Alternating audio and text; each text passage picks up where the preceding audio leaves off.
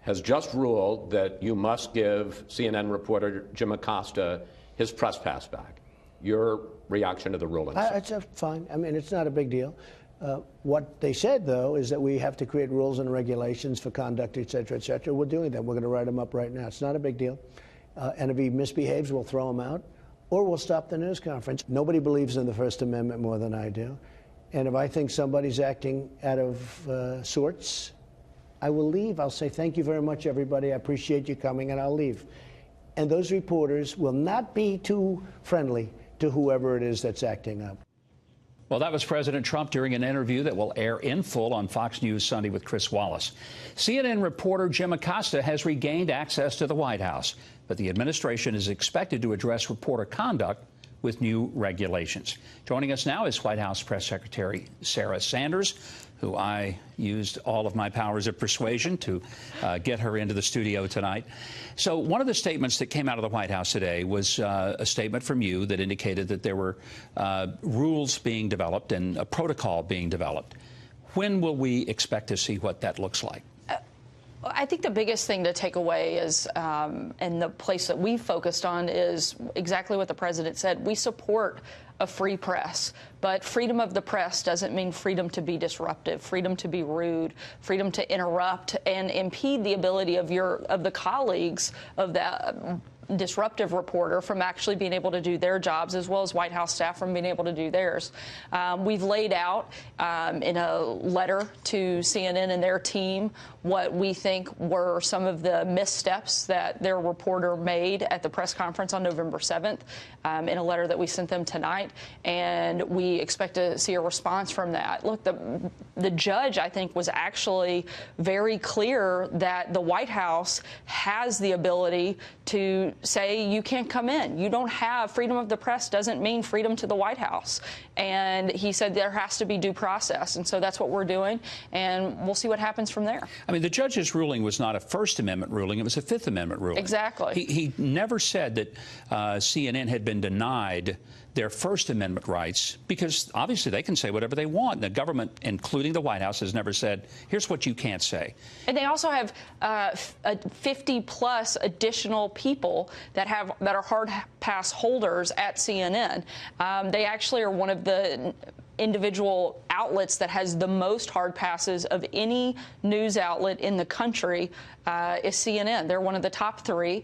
And so the idea that they aren't able to get information that they need from the White House is frankly laughable. Well, let me ask you some process questions. How many seats are in that press room? I believe there's 49 seats. So 49 total seats. There are thousands of journalists across America.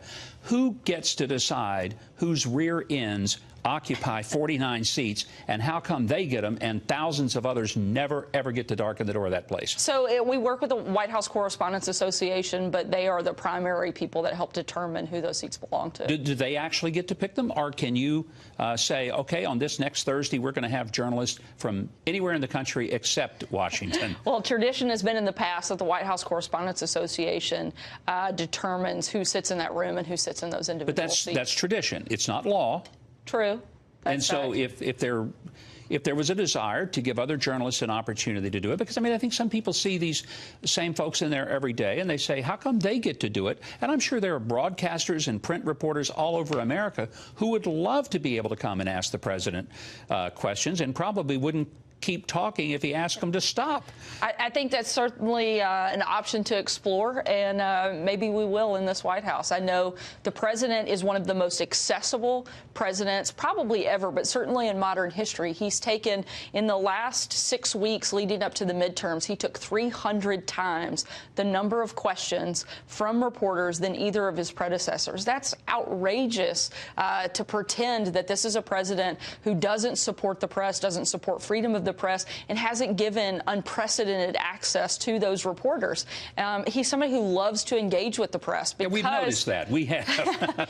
and that's because he loves to be able to speak directly to the American people. We never want to prohibit that from taking place, but at the same time, those individuals can't be disruptive. They can't impede the ability of any individual to do their jobs. So when might we see the rules or the requirements, the protocol? You've said you sent the letter to CNN tonight. Is that going to be in a few days, a few weeks?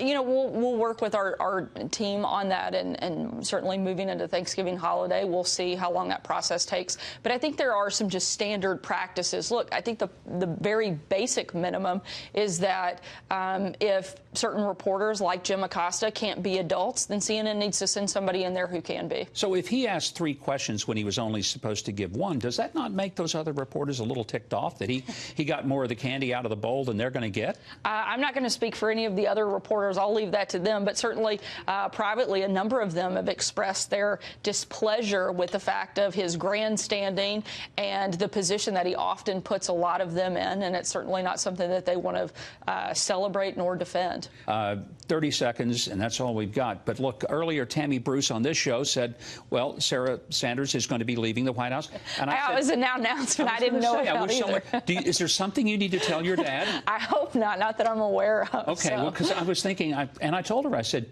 well, gee, maybe you know something I don't know. I'm just the dad. How would I know these things? I think it is one of the greatest privileges and certainly one of the greatest opportunities of my life to serve in this administration, to work with President Trump and the successes that he's had in the first 2 years. I think he's going to have a lot more over the next 6. Will there be other people, though, that will transition out? I mean, is there going to be a huge amount of people that'll probably... Every administration has turnover, particularly after the midterms. Most people don't have the stamina the president does. I often say I don't know how he's not tired, because the rest of us certainly are. And that's not new for any administration, that you'll have some people that will change over. But at the same time, the president's got an incredibly dedicated team that wants to continue to see the country move forward, and we want to see it under President Trump. If you are going to do it, would you let me know, and don't let me read it in the paper? Sure, because I might think it's fake news. Sarah, thank you for coming in. You bet. Not that you had a choice, but thank you for being here. Nobody believes in the First Amendment more than I do.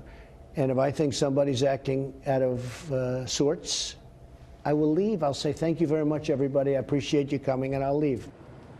And that's exactly what he should do. He doesn't need to call on Jim Acosta. I mean, especially if Jim Acosta is going to act like that, right? I do believe that you need to treat the President of the United States with a certain amount of respect. After all, the American people elected him. And if you respect the American people, you respect the President of the United States.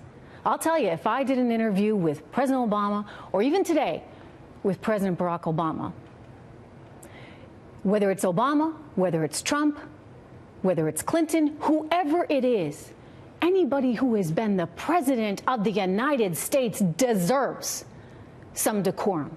You don't shout. You don't grab the microphone and not turn it over when someone tries to take it from you. I mean, that is not acceptable behavior. And these are things that these reporters should know. But if they don't, perhaps he needs to train them a little. And if things get wild, just say, okay, you know, enough. I'll come back tomorrow. Here with me now, former Special Assistant to President Trump, Mark Lauder, and former Democratic Alabama congressional candidate, Mallory Hagan. Good to see you both. Mark, starting with you, what do you think of my sense of this? And do you agree with what the president's saying as well tonight? In other words, this is not over, and we'll see how it plays out. But there is a certain kind of decorum, right, that you want to have when you're in the White House at a press conference.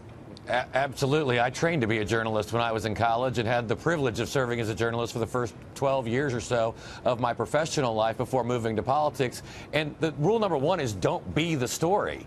You're supposed to be reporting on the story, not becoming the story. And I'll give a lot of credit. Major Garrett, who obviously used to work for Fox News, now is CBS News correspondent, he was handed the microphone when he thought the president called on him, but actually the president was calling on someone behind him. He turned around and gave the reporter that microphone. He didn't grandstand. He didn't whine. He didn't ask his questions anyway, just because he had the microphone. There are certain standards and protocols in place, and it's good that they're going to be writing them down and be able to take action for those who violate them.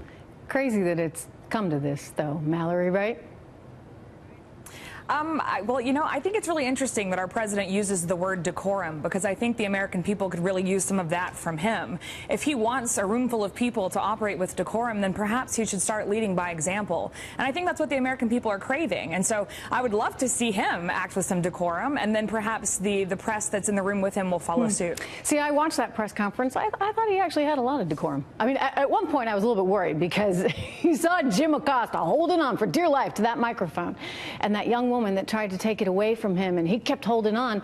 And it struck me as an incredibly awkward, difficult moment. And I wondered if the president was actually going to come down off the platform and take the microphone away from Jim Acosta himself. And unfortunately, he didn't. I think he walked away a little bit, then came back. I actually thought that he's shown some pretty decent decorum in a lot of these press conferences. It's not easy, Mark, when you got reporter after reporter screaming at you, yelling at you. I mean, that's one thing in a gaggle, right? One thing in a gaggle, an entirely different thing when you are seated in a traditional style press conference. Absolutely. And let's not forget, he took 68 questions from, I think, 30-plus outlets for over an hour and a half. That is a lot of decorum. That's a lot of questions. And that is something that even many White House correspondents will tell you. They have more access to President Trump than they ever did to Presidents Obama, President George W. Bush. And to the previous point, I think one of the reasons why President Trump was elected was because he was beyond decorum. He actually was about action, not just saying the right things, doing the right thing. Look, Mallory, you know this well, and you just competed there in a congressional race in Alabama. But you know, Hillary Clinton has said, well, we don't need to be civil, right? We don't need to be civil until we win. We can't be civil until we win. What kind of message is that sending to some members of the mainstream and left wing, for that matter, media? Well, as a former anchor and journalist myself, I think we all need to recognize that a journalist's job is to get to the truth. So whether President Trump likes the questions that are coming his way or not, the appropriate thing and the decorum that he should approach that topic with is one where he answers it. The American people deserve answers. And what it says to me is that we have lost civility on both sides of the aisle. I'm held to a higher standard as a former Miss America than our president is. And I don't think that that's fair. We need to bring decorum back to the office of the president, and I think that he can start by leading through example. Well, I'd certainly like to see the press act a little more respectful at times, too. They should ask the questions they need to ask. And you know what? I think you can all look at my interview. My interview where I pressed him repeatedly on things like Helsinki that I had a lot of questions on, as well as a whole host of other topics. And you know what? We did it in a civilized fashion. And that matters right now. Mark and Mallory, thank you. Thank you, God bless you, and God bless America.